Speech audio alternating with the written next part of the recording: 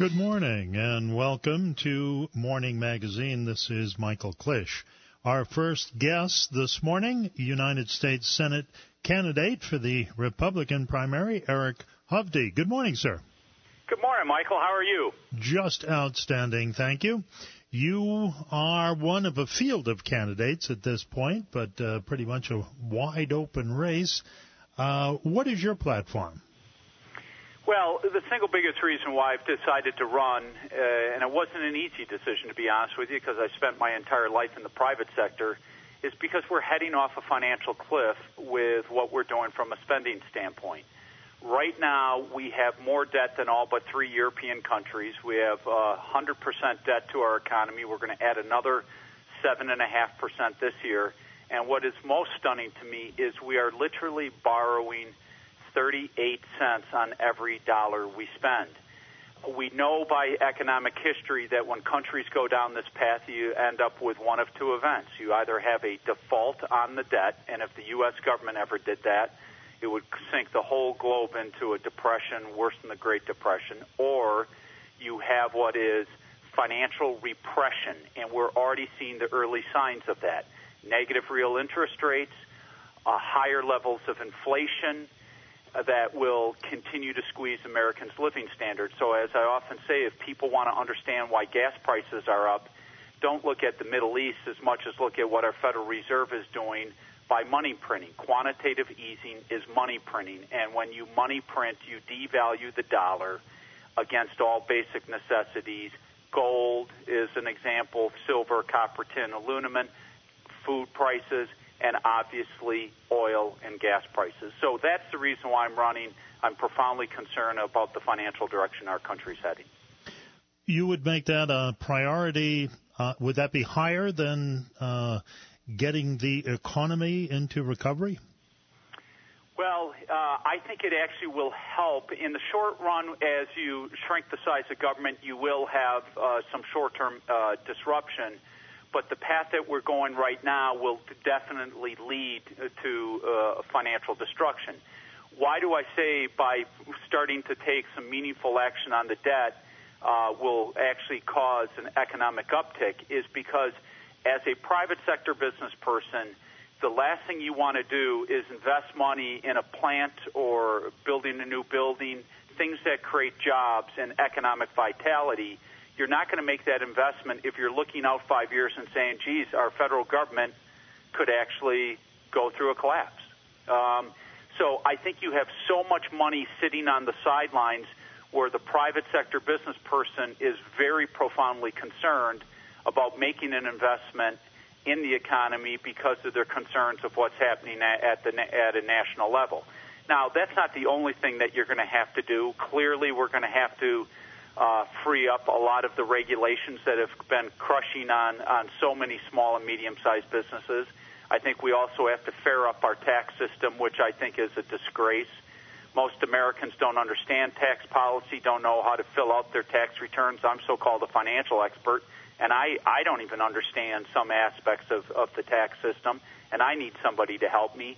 We have the highest corporate tax rate in the world right now, given that Japan dropped it. So believe it or not, folks, we have a higher tax rate than China, France, Sweden, almost every single country in the world. So I think we need to reduce the tax rate, but get rid of all this corporate welfare so giant businesses aren't taxed at half the rate that small businesses are. So I think there's a lot of things that we can do, Michael, to spur economic growth in the private sector as we shrink the size of government spending to try to deal with our deficit issues. Our tax rate is higher than Sweden? Our tax rate is higher than Sweden, France, any European country, as well as I say, China. China's corporate tax rate is 25%. Our corporate tax rate is 35%. Japan was had the highest corporate tax rate in the world. They just realized that they had to do something about it, so they've taken a three-step process to bring their tax rate down. And after this year, they will be below the United States, so we will be the highest corporate tax rate in the world. And you want to cut corporate taxes? I believe we have to get the corporate tax rate somewhere down in the mid-20s, but at the same time, Our tax system is loaded with corporate welfare where big corporations buy off politicians in Washington, D.C. to manipulate the tax system. If you look at small, medium-sized businesses, they're typically taxed at the highest tax rate, 35%. They have very few deductions. But if you look at the S&P 500, the biggest companies in our country and in the world that are domiciled here in the U.S., their average tax rates are somewhere in the 16 to 17% range. Why?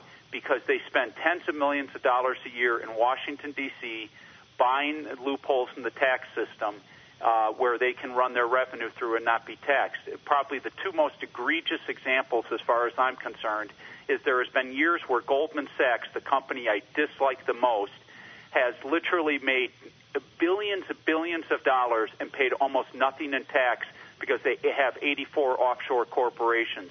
Or how about GE? They have over 1,000 people in their tax department.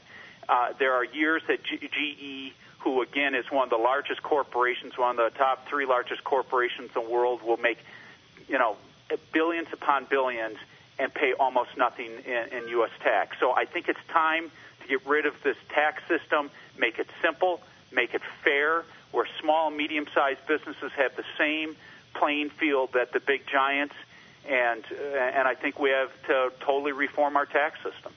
What about offshore companies? Would you eliminate that? I wouldn't necessarily offshore because there's a lot of corporations that have offshore companies. Well, yeah, that aren't doing it for tax reasons, but do it for business necessity. But what about the companies that just do it so they don't have to pay taxes? One thing. I'm sorry, say it again. Yeah, I said if it's done for business necessity, it's one thing. But if it's just, set up, and I've seen this happen so many cases where things are set up for tax reasons, which is unfortunate. One of my businesses, an asset management business, the only way we can have foreign investors invest in this company or into this country is through offshore tax vehicles. And it's just crazy. Our tax system is so broken, so messed up. And the reason why it doesn't change is because politicians don't want it to change because that's how they get their contributions. And big business doesn't want it to change. The dirty little secret in Washington is big business doesn't want it to change because they have all their loopholes, so they're at a competitive advantage over the small, medium-sized businesses. And it's the small and medium-sized businesses in our country that create the job growth. Giant businesses fire as many people as they hire every year. It's small, medium-sized businesses that are really the economic engine for our economy. Actually, it does change. It gets worse by the week, it seems. Yeah. Yeah. And now this is a monumental task. Ronald Reagan, streamlined our taxing system, the tax code. He tossed out a lot of what you're talking about, just made it simpler and easier, but it only lasted a few weeks, and they were already making changes. So even if you accomplish that, it's going to be a battle to keep it that way. I agree, Michael, and that's the unfortunate thing that we have in our country. We have moved away from what I call the citizen legislator. When our founding fathers created this country, they expected people to be citizen legislators, people that brought their business skills, small businessmen, medium-sized businessmen, local farmers, doctors, attorneys, that would go to Washington, serve for a term or two, serve on behalf of this country, and come back to their communities. Instead now, what we have are career politicians that spend their entire life in the world of politics. Their skills, they don't have any private sector skills they bring. Their skills are raising campaign contributions, giving speeches, making ads, and getting reelected, and as I often say, kicking our financial problems down the road, kicking the can down the road. And that is the problem. Politicians, that's how they get their campaign contributions. So Ronald Reagan was exactly correct in what he did. We obviously had a significant boom in economic times under him, and that carried over into the 90s. But as time went on, our system just became, I sadly hate to use the term, but polluted and corrupt by unsavory practices, and it shows up not only in our tax system, it shows up in our regulations, it shows up in earmarks. massive levels of earmarks where, whoever paid the politician the exact amount, they put earmarks in the budget, and it shows up in loan guarantees. Look at Solyndra. I'm sure your viewers all remember that company. It's a solar company where the largest, the owner of the company, George Kaiser, was one of President Obama's largest campaign contributors. He gave President Obama a large campaign contribution. President Obama signs off on $500 million of our taxpayer money for Solyndra. Within a couple years, it goes bankrupt. All the employees get laid off. The taxpayers get left with $500 million loss, and President Obama still has his big campaign contribution from George Kaiser. It's crony capitalism, and we got to get rid of it out of D.C. How about the oil companies? They're making more money than they ever have, and we're giving them billions of dollars a year in tax breaks. I think all tax breaks should be wiped away.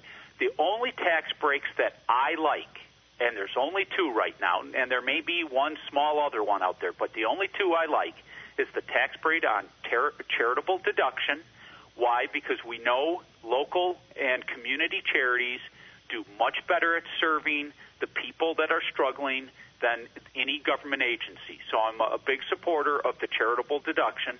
And secondly, I would not touch the mortgage deduction right now because we have a housing crisis, and I just don't think the housing market could bear eliminating the mortgage deduction. Other than that, all of them should go.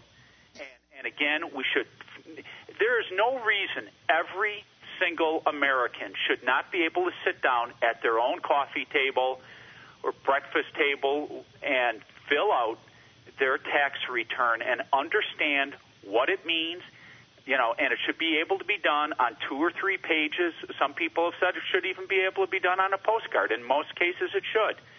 And know what they're paying and where they can just mail it in. We spend $160 billion in this country every year filling out our taxes. Is that what it is? $160 billion. Do you know how much good could be done with that $160 billion if we directed that in positive ways? How about focusing it on a cure for cancer or cures for a lot of diseases or rebuilding, whatever it may be, or putting that money just back in the private sector, letting the private sector use their money instead of having to spend it on preparing their taxes. It's insanity. Indeed it is, and it looks like we have to take a quick break. Can you hold on a minute, Eric? Sure, Michael, I'd love to. You're listening to Morning Magazine. We're going to pause for a quick update on the weather. This forecast brought to you by the Velveteen Rabbit Bookshop and Guest House in Fort Atkinson. You can go online at velveteenrabbitbookshop.com. It's going to become mostly cloudy today eventually with a high in the low 60s. Mostly clear tonight, however, down to about 34 degrees. Sunny early tomorrow, then more increasing clouds, and a high tomorrow in the upper, or make that middle 50s. And it's going to be breezy right through tomorrow. Northwest winds 10 to 20 miles an hour. 51 degrees right now at WFAW. Guests coming to visit this spring? Reserve the Velveteen Rabbit Guest House. Right now, book the guest house for a relative and receive a $10 gift certificate to the bookshop. Your out-of-town visitors will enjoy modern comforts in a charming Victorian-era home with easy access to the Riverwalk, shops, restaurants, and bike trail in Fort Atkinson. Check online for details at velveteenrabbitbookshop.com. Rick Santorum calls himself the principled conservative. But what happened to Santorum's conservative principles when it came time to actually vote? Here are Santorum's own words on funding for Planned Parenthood. I think I was making it clear that while I have a personal more objection to it, even though I don't support it, that I voted for bills that included it. Here are Santorum's own words on wasteful spending, including the Bridge to Nowhere. In fact, I'm very proud of all the earmarks I put in bills. I've defended my earmarks in the sense that I'm proud of the money that I did set aside. And here are Santorum's own words on voting for federal education mandates. I voted for that. It was against the principles I believed in, but, when you're part of the team, sometimes you take one for the team. Over and over, Santorum voted like a big spending Washington insider. insider. 20 years in Washington changed Santorum's principles. Check the facts at rickfacts.com. Paid for by Restore Future, which is responsible for the content of this message. Not authorized by any candidate or candidates committee. RestoreFuture.com. Think spring. It might be too early to do your planting, but it's not too early to contact Oak Village Garden Center and Landscaping for all your landscape planning. Whether you're looking to rework your existing landscape or installing a new landscape, the professionals at Oak Village are here to help. When the weather permits, Oak Village will have all the plants and supplies you need to finish your project. That's Oak Village Garden Center. Oak Village, floral and gifts. On Highway 26 North, Janesville. If your lawn could talk, it would remind you to pay attention to the ugly weeds near the sidewalk, brown grass next to the house, and those thin spots. But your lawn won't talk, so here's someone to contact. This is Mike Smith of Green Links Landscaping of Jefferson County. Call me today at 262-593-5465 for help with fertilization, dethatching, and weed control. We cover a lot of ground in Jefferson County with quality products and excellent service. We're your locally owned lawn care company. Green Links Landscaping at greenlinkslandscaping.com, your link to a greener escape.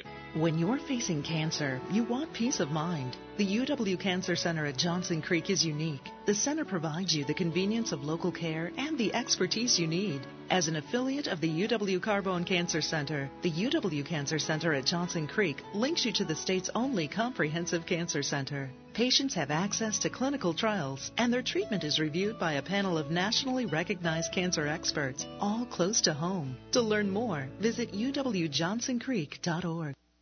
And welcome back to Morning Magazine. Michael Clish. We're talking to U.S. Senate candidate Eric Hovde. Eric, what did you think of Congressman Ryan's budget proposal? I applaud Paul. If you think of it, the Senate hasn't passed a budget in 3 years. Harry Reid and the Democrats in the Senate have totally punted on their responsibilities. Can you imagine being any business or any household saying, oh, we're not going to look at our finances even though we know we're running big deficits? So I give Paul a lot of credit for having the courage to put a budget out there and stand behind something. And let's be honest, there's a lot of Republicans that don't want to put a budget out because they're worried that they'll be politically attacked for it. And there's a lot of still big government spending Republicans. So I really applaud Paul highly. Now, in saying that, the reality of it is we're going to have to even go farther. Right now we're running over $1 trillion per year. So over the next 10 years, we're going to add another $10 trillion in debt to our already $15 trillion that we have. Paul's making an impact by, about $5.3 trillion in savings over the next 10 years. I think realistically we're going to have to get closer to 8 to 10 trillion. We have to get rid of adding more deficits and somehow figure out how to shrink the amount of debt, because what will happen otherwise is what is already occurring. We will, again, engage in financial repression where they're going to hold interest rates down, so all the older people and everybody that has their savings accounts won't be paid anything on their money, and it's devastating a lot of older Americans.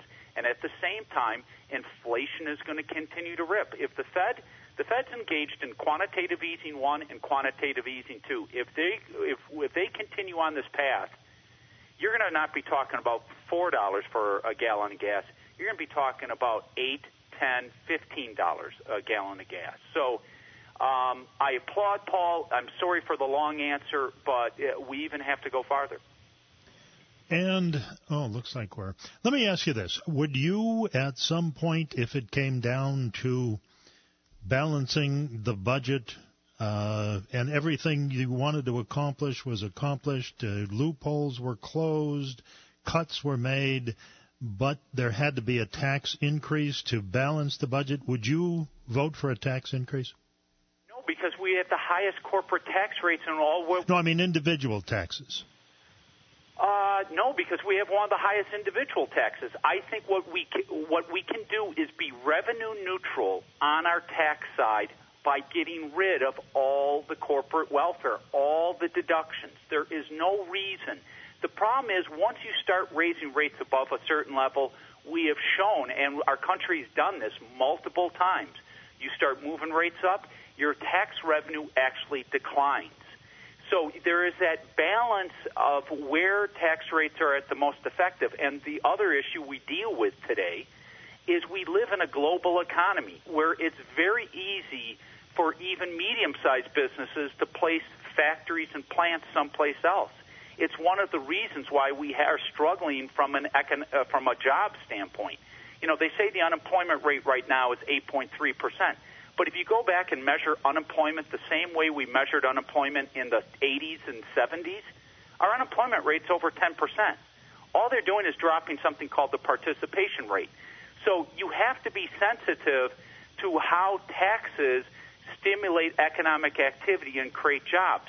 And I don't think raising taxes makes sense. I think getting rid of corporate welfare and deductions makes sense. But we're already up there at every single level at very high tax rates. Have you ever looked into some of those proposals like the flat tax or the fair tax or there's so many names for it, but it essentially does away with the IRS altogether? Well, I don't think you can do away with the IRS altogether. I mean, sure, is it a nice dream that everybody would have? But no, I don't think it's realistic that you're going to get rid of it altogether, but can you massively shrink it? Absolutely. Yeah. I like a flat tax type system. The thing that I don't like, though, is moving to a VAT tax, which is what Europe has in some of these proposals, where they talk about a tax on the purchase of goods. It's like a sales tax. And the reason why I don't like that is in Europe, we've known by watching Europe for 30, 40 years, once that happens where there's this embedded tax on every single good, then all of a sudden politicians can say, okay, we'll put a higher tax on the price of milk, now on the price of furniture, now on the price of a car, and they can just manipulate, and there's so many things to track that the American consumer can never do that. So I like it where everybody understands, and it makes it much harder for politicians to go in and manipulate things later. Eric, I want to thank you very much for joining us. One last question. Is there going to be a debate among the Republican candidates? Well, I engaged in one this past Saturday up in Appleton. But there's going to be a big one that I think is televised on April 11th, and, man, do I look forward to it. All right. We will, too. Thank you, sir. Thank you, Michael. Eric Cubney, candidate for the U.S. Senate. You're listening to Morning Magazine. Stay tuned. We're going to break for the news and a few messages. We'll be back.